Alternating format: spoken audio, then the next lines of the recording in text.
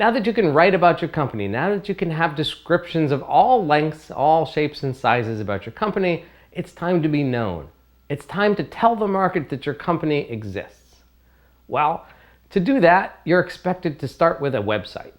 Right? Every real company has a website, and you want your company to be real. It doesn't have to be huge. It may be 2 or 3 or 5 pages long. That's it.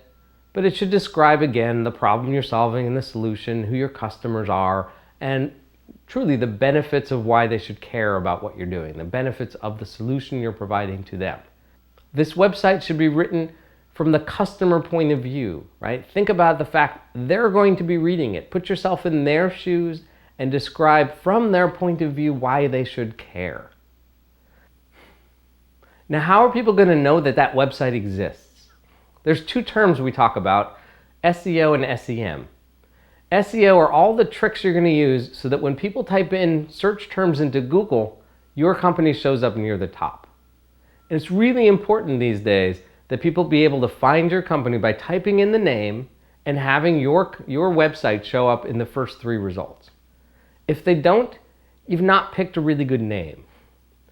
If they type in a term that describes your company and you don't show up in the first page of results, again, you're doing something wrong. And the way to get higher and higher in the Google search results is to get other websites to talk about your company, to get other websites to point back to your website with links.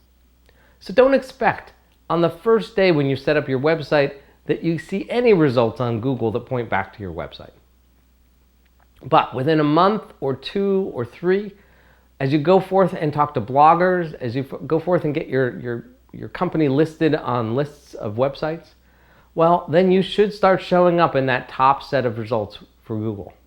And as you work on getting this done, as you work on getting known by other companies out on the web, well, then your company better be listed in that first set of results, or it doesn't matter whether it exists at all. No one's going to find it. And that other acronym, SEM, stands for search engine marketing. Really, all that means is going to Google and buying search terms so that you show up on that right side of the search result page, so that when they type in home mortgage, your mortgage company shows up and people can click on it. That's buying traffic. It costs you money.